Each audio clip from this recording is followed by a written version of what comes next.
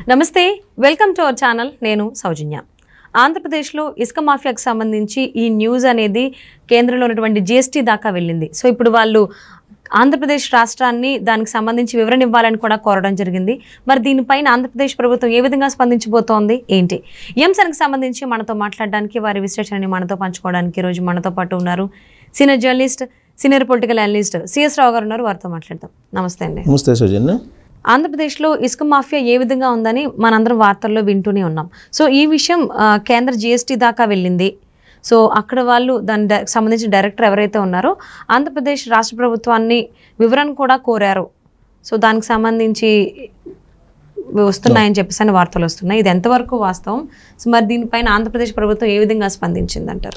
So ఇప్పటివరకు కూడా ఆంధ్రప్రదేశ్లో జరుగుతున్నటువంటి ఇసుకకు సంబంధించినటువంటి దందా, కుంభకోణం, దీని మీద ఆంధ్రప్రదేశ్లో ఉన్నటువంటి రాజకీయ పార్టీలన్నీ కూడా ప్రతిరోజు ఏదో ఒక రకంగా, ఏదో ఒక సందర్భంలో, ఏదో ఒక వేదిక మీద చెప్తూనే ఉన్నాయి ప్రజలకి. అలాగే బీజేపీ ఏపీ అధ్యక్షురాలు పురంధరేశ్వరి కూడా అంకెలతో సహా అనేక సందర్భాల్లో చెప్పారు. దారుణంగా ఇసుక విక్రయాలు ఉన్నాయి, ఇసుక ధరను పెంచేశారు, కొన్ని కోట్ల రూపాయల అవినీతికి పాల్పడ్డారు, దేశంలో ఏ రాష్ట్రంలో లేని విధంగా ఇసుక కుంభకోణం ఆంధ్రప్రదేశ్లో జరుగుతుంది అనేది మొదటి నుంచి అన్ని రాజకీయ పార్టీలు చెప్తూ ఉన్నాయి. కానీ శంఖంలో పూరిస్తేనే తీర్థం అంటారు.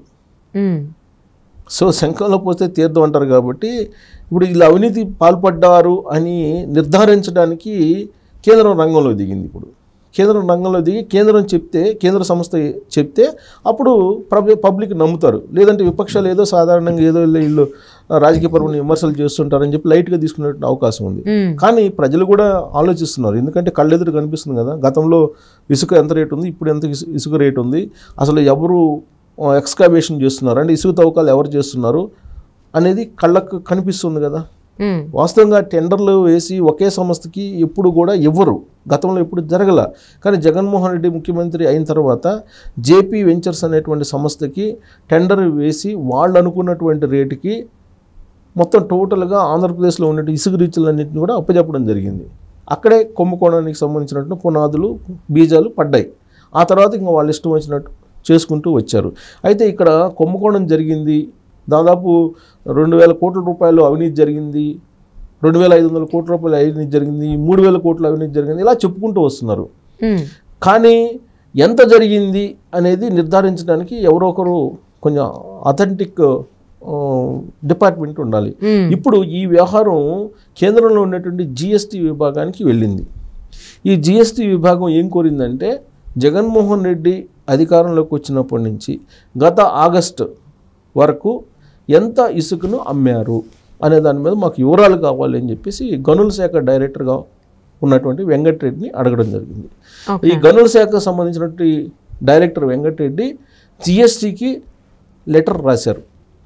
వాళ్ళు లెటర్ రిప్లై రాసినటువంటి దాని ప్రకారమే లెక్క చూసుకుంటే 1,250 కోట్ల రూపాయల అక్షరాల జేపీ వెంచర్స్కి దోచిపెట్టింది జగన్మోహన్ రెడ్డి ప్రభుత్వం అనేది చాలా క్లియర్గా అర్థమవుతుంది. ఏంటి ఆ లెక్కలు అని అంటే, మనం కనుక చూస్తే ఆ లెక్కలు కనుక మనం చూస్తే ఒకసారి ఎలా 1,250 కోట్ల రూపాయలు వీళ్ళు దోచిపెట్టగలిగారు అని మనం కనుక చూస్తే, అంటే గనుల శాఖ జిఎస్టీకి రాసినటువంటి లేఖను బేస్ చేసుకొని మనం లెక్క కనుక వేసుకుంటే వాస్తవంగా 1,250 కోట్ల రూపాయలు దోచిపెట్టింది జేపీ వెంచర్స్ కానీ నిర్ధారణకు రావచ్చు. ఎలా అంటే, ఇప్పుడు గనుల శాఖ డైరెక్టర్ వెంకటరెడ్డి జిఎస్టీ విభాగం, కేంద్రంలో ఉండే జిఎస్టీ విభాగానికి గత ఏడాది సెప్టెంబర్ 11న ఈయన లెటర్ పంపాడు, వివరాలు పంపారు. ఆ వివరాల ప్రకారం 2019 సెప్టెంబర్ నుంచి, అంటే జగన్మోహన్ రెడ్డి అధికారంలోకి వచ్చిన దగ్గర నుంచి 2019 సెప్టెంబర్ నుంచి 2021 మే 15 వరకు రాష్ట్ర ప్రభుత్వం అమ్మకాలని నిర్వహించింది. ఇది ఇసుక అమ్మకాలని నిర్వహించింది. కరోనా వల్ల 4 నెలలు లాక్డౌన్ అమల్లో ఉంది. ఆ సమయంలో ఈ లెక్క మిగిలిన 16 నెలలు ఉంది కదా.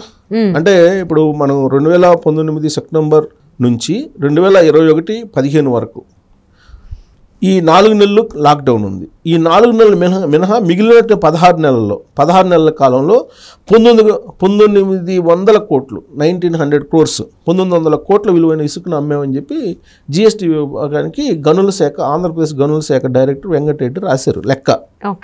అంటే ఈ లెక్కన ఏంటి, సరాసరి 115 కోట్లు నెలకి అమ్మకాలు జరిగాయి, అంతే కదా. 115 కోట్లు నెలకి అమ్మకాలు జరిపాయి. అంటే ఇప్పుడు టెండర్లు పిలిచేటప్పుడు ఈ నెలకి 115 కోట్లు మేము అమ్మకాలు జరిపామని చెప్పి లెక్కేసుకొని దాన్ని బట్టి టెండర్లు పిలిచి ఈ జేపీ వెంచర్స్ అనే సంస్థకి ఇవ్వాలి కదా. కానీ ఇక్కడ రాష్ట్ర ప్రభుత్వం ఏం చేసిందంటే నెలకు 15 కోట్లు చొప్పున 24 నెలలు అంటే సంవత్సరానికి కాంట్రాక్ట్ ఇస్తే 2764 కోట్లు అవుతుంది. అంటే జేపీ సంస్థకి ఎంతకు ఇవ్వాలి, 2764 కోట్లకి టెండర్ బేస్ ప్రైస్ పెట్టాలి. బేస్ ప్రైస్ పెట్టి దాని మీద నువ్వు టెండర్ పిలవాలి. అంటే దానికన్నా ఎక్కువ ఎవరన్నా పాడితే ఆ సంస్థకి ఇవ్వాలి, జేపీ సంస్థ లేకపోతే ఇంకో సంస్థ దానికి ఇవ్వాలి. అంటే వాళ్ళు చెప్పిన దాని ప్రకారం సంవత్సరానికి 2764 కోట్ల రూపాయలు వస్తుందని చెప్పి జిఎస్టీ సంస్థకి లేఖ రాశారు వెంకటరెడ్డి డైరెక్టరు. అంటే దాన్ని బేస్ ప్రైస్ పెట్టారు. దేవుడి పాట అంటారు, ఏలం పాటలు మనం పక్కా పల్లెటూరు భాషలో చెప్పాలంటే దేవుడి పాట అంత వేస్తారు కదా చీటీ పాడేటప్పుడు కూడా. అలాగే 2764 కోట్ల రూపాయలు పెట్టి అక్కడి నుంచి ఎక్కువ ఎవరిస్తే వాళ్ళకి ఇచ్చేసేయాలి ఆ టెండర్ని.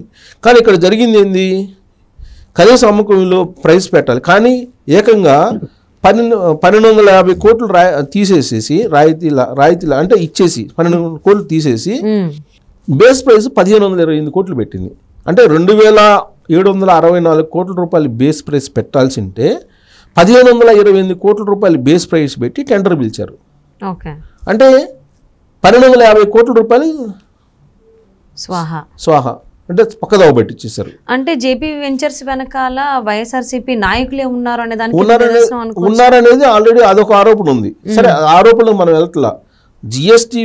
కేంద్ర జిఎస్టీ విభాగానికి ఆంధ్రప్రదేశ్ ఖనిజాభివృద్ధి సంస్థ డైరెక్టర్ వెంకటరెడ్డి రాసిన ఖనిజాభివృద్ధి సంస్థ డైరెక్టర్ వెంకటరెడ్డి రాసిన లెక్క ప్రకారమే ఇది మనం ఆ లేఖ ప్రకారం మనం క్యాల్కులేట్ చేస్తున్నాం. సరే, రాజకీయాల్లో వాళ్ళు ఎవరున్నారు జేపీ సంస్థ వెనక, అది రాజశేఖర రెడ్డి కుటుంబీకులా లేకపోతే జగన్మోహన్ రెడ్డి ఫ్రెండ్సా లేకపోతే జగన్మోహన్ బంధువా, వీటి జోలికి నేను వెళ్ళట్లా. యాక్చువల్గా ఈ ఫిగర్ చెప్తున్నా నేను. సో 2764 కోట్ల రూపాయలు బేస్ ప్రైస్ పెట్టాల్సి ఉంటే 1528 కోట్ల రూపాయలు బేస్ ప్రైస్ పెట్టి ఈ టెండర్ని ఖరారు చేశారు. ఎవరికి, జేపీ వెంచర్స్కి ఖరారు చేశారు. అంటే ప్రభుత్వ ఖజానాకి 1250 కోట్ల రూపాయలు గండిపడింది. ఆ 1250 కోట్లు ఎటుపోయినట్టు, అంటే ఇది రాయితీ ఇచ్చారా ఆ సంస్థకి లేకపోతే పక్కదోవ పట్టించారా, ఎందుకు ఇచ్చారు, ఎందుకు ఇవ్వాల్సి వచ్చింది అని చెప్పి ఇప్పుడు విపక్షాలు గత కొంతకాలంగా గగ్గోలు పెడుతున్నాయి. ఇప్పుడు కేంద్రం కూడా ఆరాధిస్తుంది.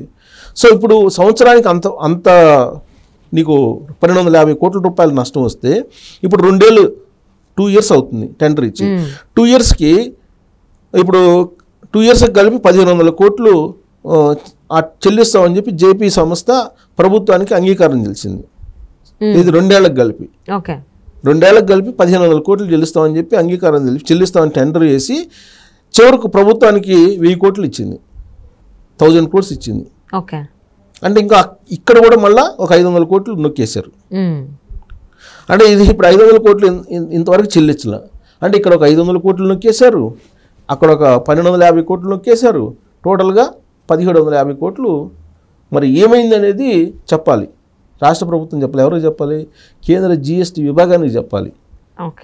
సో ఇప్పుడు కేంద్రం కూడా బయటకు వచ్చింది కాబట్టి ఇప్పుడు కేంద్రం కూడా నిఘా పెడుతుంది. అంటే ఇసుక దాంట్లో అసలు ఇంకా లెక్కేస్తే ఇంకా చాలా జరిగింది. ఇప్పుడు 24 మనం నెలకి 115 కోట్లు ఇంకా లెక్కేసుకో, ప్రతి నెల ఇప్పుడు 115 కోట్లకి ఎక్కువే ఉంటుంది, ఎవ్రీ ఇయర్ పెరుగుతుంటుంది కాబట్టి అది తగ్గదు.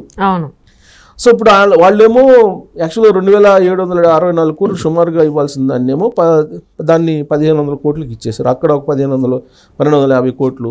అసలు ఇవ్వాల్సిన డబ్బులు జేపీ వెంచర్స్ సంవత్సరానికి 1500 కోట్లు ఇస్తామంటే దాంట్లో కూడా తగ్గించి ఇచ్చారు.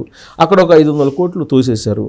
సో 500 కోట్లు చెల్లిస్తారా లేదా జేపీ సంస్థ, అది కూడా గవర్నమెంట్ రాయితీ కింద రద్దు చేస్తుందా, వాళ్ళకి నష్టం వచ్చిందని చెప్పేసి అనేది కూడా తెలియదు మనకు.